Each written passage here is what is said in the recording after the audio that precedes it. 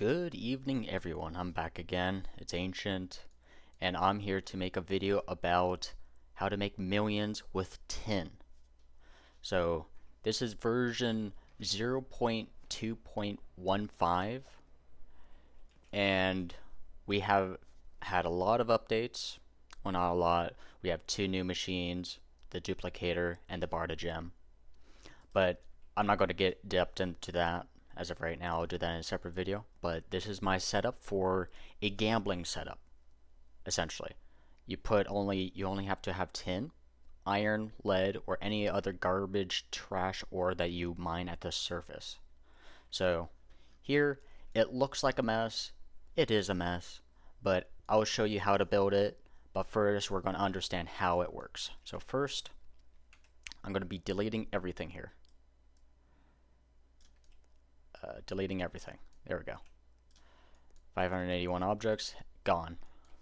Alright, so what we want to know is this is what is based off of everything. The nano sifter. This is going to be your main component for turning tin into millions of dollars, like iridium, palladium, or I don't know, plutonium, I guess. So we're gonna remove that. Actually, yeah, no, we're gonna keep that actually, because it gives us a way to do this. So if you were only using tin, you would just do this. Just set up a crusher, and this is the most simple layout. The most simple. Turn tin into one stone, one ingot. You could sift ingots into ores, and it works perfectly fine. Now, we're going to go into a different setup. A duplicator. Any ore you goes into the duplicator, of course, gets duplicated, but the value gets halved. But the thing is with this, the beginning that we had at the start, we could double it up. But the problem is, you need two of them.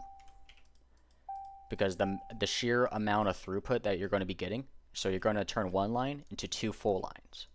But the problem is, this goes one ore into one ingot and also one stone, which means you're going to have to double it up again. This is what you require. I'm doing this just off the bat. Blast furnace. Every blast furnace you need requires one sifter for good enough throughput. But also, the ores that you're getting out will be also on top of it. So you're going to need a fifth one, maybe even a sixth one, depending on how much you're putting through your system. So without further ado, we're going to start making this setup. We're going to base it off of the first exit, bring it out 6 blocks, a splitter left, elevator up. We're going to get some scaffolding, place that up. I do apologize, I will be going through this very fast, as it does take quite a long time to put it together.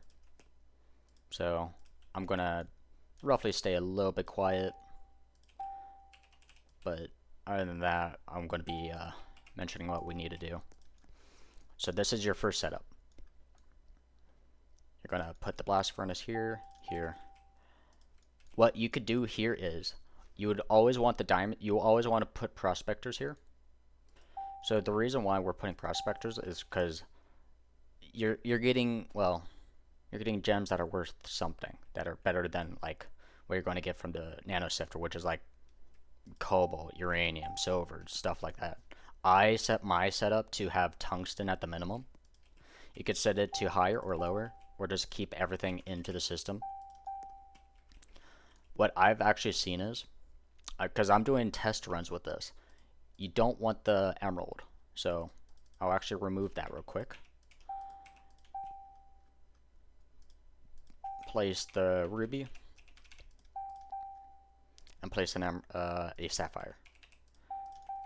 Then you're going to place a filter right for both of these. Down elevator, conveyor, set this to gemstone. Set this also to gemstone. Now we're done with this. This is done. Now we're going to go into the sifting setup. So for sifting, that requires you to, let's see here. Is this what? No, it's not. Okay, so what we need to do is do that. Place another one back here, and place another one back here with a block space in between. So you could place a crusher in between those. So what we're going to do is we're just going to place those there. Get our placements ready. We're going to delete these. Place some scaffolding, 2 blocks high. Put nano sifters on top of those, delete those towers, and then we doubled it up. So here, this is for stone. Any stone that comes through this that doesn't get turned into a gem will be crushed. Over here, we're doing the exact same thing. We're going to put elevators there. We're going to, let's see here. We're going to put a tower of scaffolding here, 5 blocks high. You don't have to do this, but I highly, highly, highly recommend it. Just to deal with the sheer amount of volume that you're going to be dealing with. Build this 5 high like this. Oh, whoops. Now you're going to be placing scaffolding, 4 blocks high. Skip 2 blocks, place another 4 high one. Get your clay mixer, rotate it, get them all placed up here. Ceramic furnaces, do the exact same thing.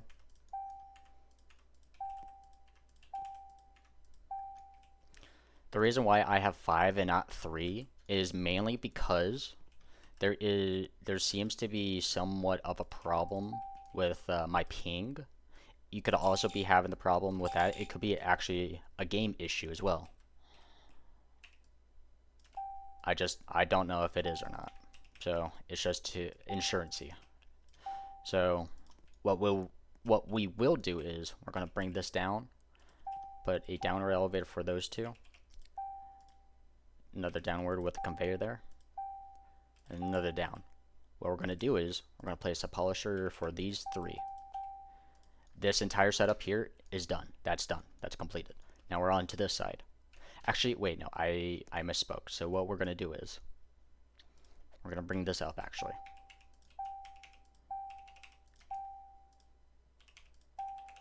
Now we're done. So that side is completed. Now we're on this side. What we want to do is we want to get a splitter, a filter right, but we're going to make another 5 high tower. Actually, no. We only need a 4 high tower for this because the throughput for this is not going to be much of a problem. So what we're going to do is we're going to get the filter right, face them out this way. Set this to cobalt, silver, uranium. Now to do that another 4 times. Jump on there. Cobalt, silver, uranium. Another filter. Cobalt, silver, uranium. And the last, of course, cobalt, silver, uranium. Now what we're going to do here is, oh, did I screw this up by accident? Oh, I did. I messed this up big time. I apologize. What we're going to do is, I'm going to fix this real quick. I'll just skip when it's fixed. Okay, now it's set up right. So what we need is, we need the filter to be facing this direction and the yellow arrow facing this direction. So now that we have that, what we're going to do here is, we're going to bring this up and bring this up. We're going to have that, all these lines doing that. So what we're going to do here is, we're going to have a buffer line to make sure our good ores will never get stopped. So we're going to do this for all 4 of them. For up here, for this one, we're going to get to that later. But for this, what we're going to do here is we're just going to, oh, we're going to flip that around, and we're going to place, actually no, that's done. So we're going to just place our ore cleaner there, and we're done with that section. What we're going to do here is we're going to do this. We're going to set up this sifter now. So all the bad ores here, we want them to be, well, we want to do this. 2 downward elevators, 2 blast furnaces facing this direction. Bring this conveyor belt out like that. And now here comes the tricky part. You have to follow it. We're going to bring this up. Bring this up. Oh, whoops. Rotate that around and then bring this up. Now we're going to bring it around, delete this, and place a downward elevator. So this will be funneled back in here. We don't have to worry about overclogging because it's one sifter. But the problem is it's going to be running at high capacity. So what we can do is we'll actually do this. We'll actually delete those. We'll actually place another filter up here. Actually, no, we won't. I've never had problems with it. You could edit this setup if you want. I'm just not going to do it in this video because I have not done it yet. So what we're going to do here is we're going to get that set up, bring this down to here. So this goes through here. Now this is at max speed, somewhat. What we're going to do here is we're going to place an overflow right. Make sure the red arrow is facing this direction. And now we're going to bring this up, bring that around, conveyor belt. We're going to bring another up elevator, down elevator, then another down elevator, just so we could buffer it. So now you got ores going into this elevator here. Now for this one, we're going to do the same thing. We're going to just bring this around, and we're going to put an up elevator, and then bring it around, like that, done. So that's our buffer here. This is completed. This is probably the most complicated part of it because it's a mess. Now we're going to come around here to the gems. Actually, no. Well, we'll come back to this. All right, so we're going to come over here. I will say this has every single rebirth. I forgot to mention that at the beginning. So what we're going to put here is a polisher and a philosopher's stone. Now what we're going to put here is a smelter. Oh, here, I gotta move this up to the side a little bit. Move it 1 block right, and then we're gonna put an up elevator, up elevator, up elevator, conveyor, because you want it to buffer. You want as much of this buffer as possible. Now that's done. We're going to put a bar to gem, place that there, place a conveyor. What we're going to do here is now get our, where is it? Prismatic gem crucible. Place that there. Or should I? No, I'll just place it here. Screw it. I don't really care. You'll only see a little bit backing up. You could do this differently if you want, but I have so much throughput I don't really worry about it. So now all that's placed. Gem cutter. Now you bring your bar to gem back, or gem, yeah, bar to gem is over here, gem to bar is over here. Now what you're going to do is you're going to get your alloy furnace, place that there. Get your splitter right, rotate it like so, place a conveyor, place our tempering forge. Now this is all done. This entire setup is completed. Now we need to build our power core. I'm just gonna slap that together real quick. I'm just gonna place this willy-nilly just anywhere I want. You know what? I'll place it a little bit to the side. It doesn't really matter. Just make sure it's not too close to everything else. Let's place that there. So we're going to get a magnet machine. We're going to get table 2 out and 1 out table. We're going to now get our casing machine. Make sure the output's facing right way. Place our frame maker. Place our bolts. Place our stamper. Place our coiler. Now what we're going to do is over here we're going to place our table. We're going to place a superconductor. And now that's all done. Now we just have to get... Alright, which direction do I want to go in? We're going to go in this direction. Because you always want to make sure your casing machine is always last in the setup. You always want it last. You never want it in the front. Because it overproduces your casings. So what you're going to do here is you're going to place a splitter left. Bring this elevator over here, conveyor over here. Now that's done. What we're going to do is we're going to bring this down, just like that. Over here, we're going to actually remove this, place a overflow right there, have it come around, like so. Now we're going to go around town, just like in the last video I've done this. I'm not sure if anyone's watched it, besides a select few people. What we're going to do here is, we're going to bring this up. We're going to bring a conveyor around here, and then put it downwards. Just like so. So this is our setup done. That's our power core. It does not have to get any more complicated than that. Simple, easy to build, looks nice as well, to an extent. Now here, you're going to get a electronic tuner, get an extra 50 bucks. It is worth it because the amount of power cores that you're going to make, it slightly overpays for itself for the electric tuner.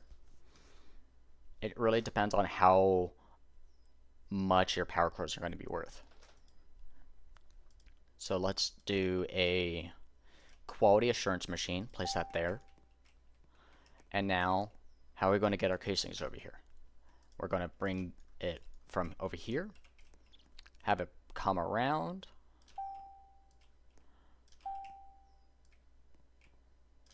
place that there. We're going to bring this here.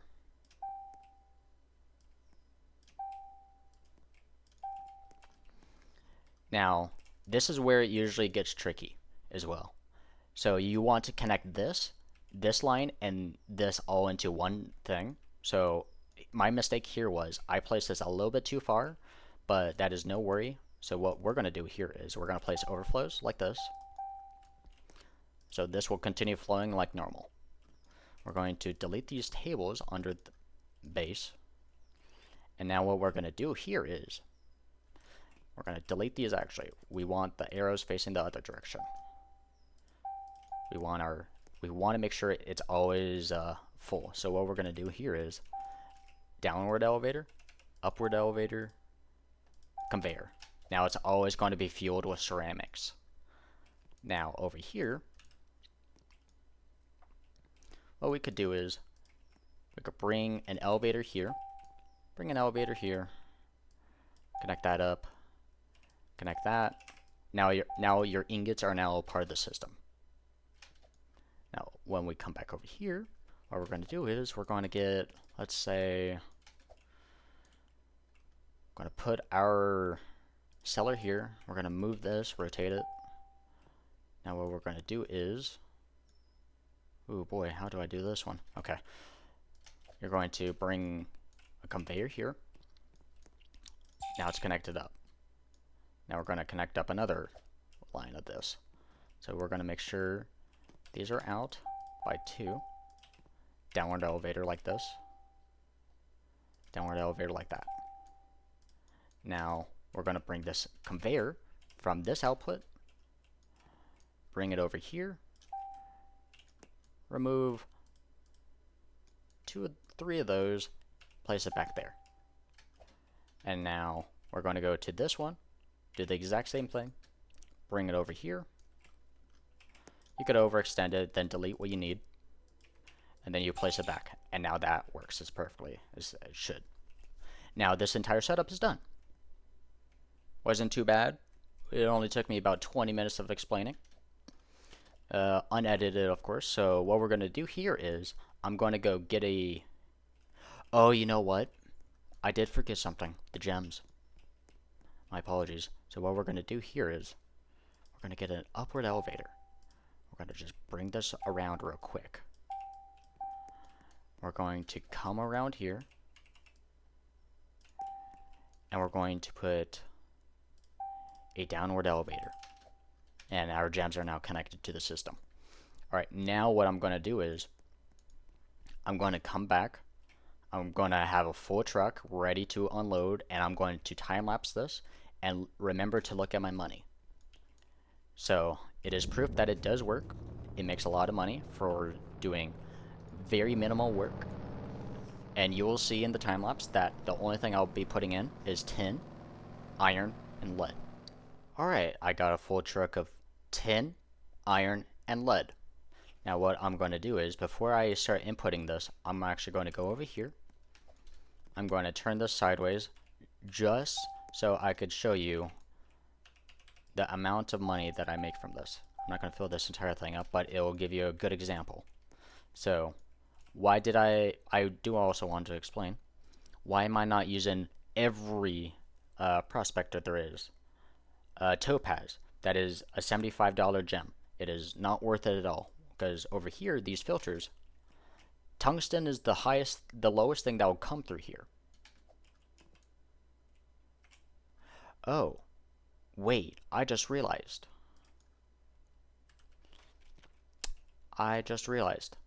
Thank goodness I looked over here. We're going to fix this.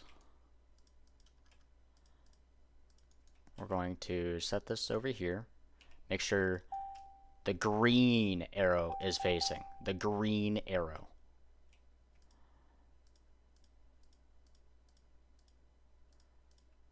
That is what we want. So I'm going to change these real quick. I'm mistaken. So I will do this real quick. I'm going to get these conveyors back up. Okay. There we go. Okay, so cobalt, silver, uranium. So what you want to do is make sure these arrows are facing, the green arrows are facing this way. The yellow arrows face this way, the green arrow face this way. You want the green arrow to have the garbage ore. Why? Because I don't want to click like 8 times instead of 3. That is the only reason why. So you want your garbage ore going into this, and you want your good ore coming through here. Now what we're going to do is, we're going to set this up. We're going to just start feeding it. Once I get it all fed, I'm going to be standing in like some rudimentary position. Rudimentary, I don't even know why I even use that word. Some awkward position inside the base, just to get a entire look while this is feeding. I'm going to do this real quick, just so I could feed this faster.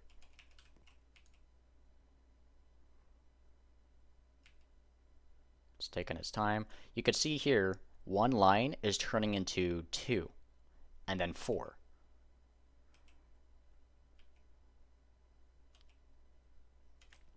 Alright, I'm going to start walking over here. It's already started to process. So what I'm going to do is, I'm just going to have my camera here, and you're going to be able to look at it.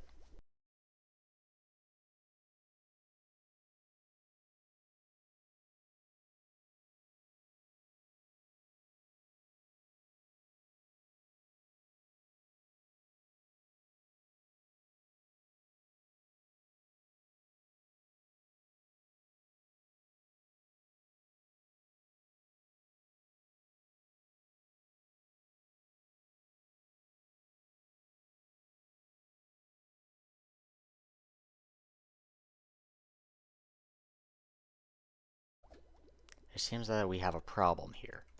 I'm not sure why there's a problem here, but it seems like there's a problem.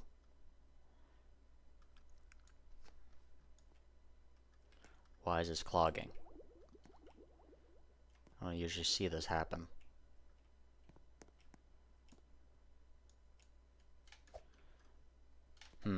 Okay. Alright, well that's something new to me. I've never seen that happen before.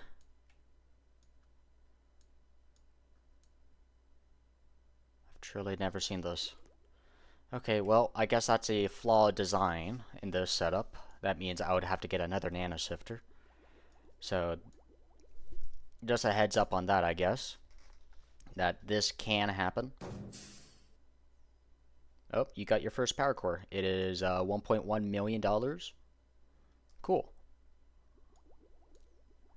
From 10, mind you. That is $1.1 million from 10. Alright, I'm gonna look at this and restart the, well, this, fast forward.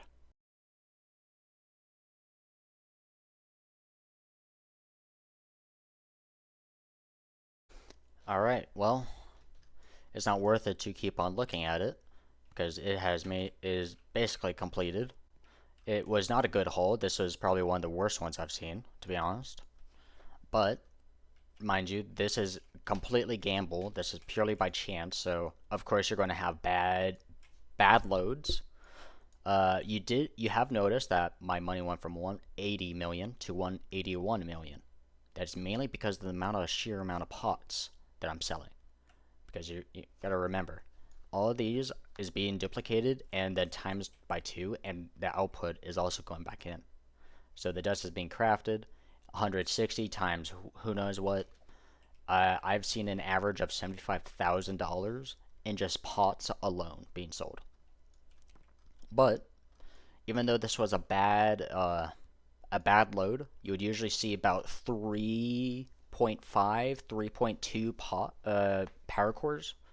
That's the average, 3.2. But it's still a good haul. This is above average. The average for here, for this system, with 3 prospectors and everything else, is an average of $1.1 million, 1.129, I believe. This is slightly below average, and this is quite above average. This is 1.92 million. So, I'm going to sell those real quick before my internet cuts out on me. And I just made, essentially, $2.5 million by spending 5 minutes and just digging in the mine. Because this entire truckload that I put into this system, that was 5 minutes worth of mining. That's including travel time. So, from here standing me and coming back with a full load, 5 minutes. Alright, so I'll be making a different design, but hopefully this helps a lot of people for those who want to mine tin. Because you gotta remember, adamantium has changed. They spawn in clusters, but the only way to compete with adamantium cluster mining is if you get an entire truck full of adamantium within like 30 minutes. If you do mithril mining, this overtakes mithril mining. This is basically late endgame setups. It could be improved a little bit, as I saw here. It was backing up. It seems to be a rare occurrence because I'm not usually here to look at it, but seeing how it clogged up at the very end, and because of how much buffers I usually do add, I might have to buy a 6th nano sifter and make this 6 high instead of 5 high. So, with that in mind, I hope everyone has a great day. Hopefully this video is helpful for you. Hopefully you now know the power of nano sifting. It is helpful from beginning of the game, middle of the game, and late game and end game. No matter how you look at it, it is basically free ores that you're getting from nothing. So, yeah, have a good day.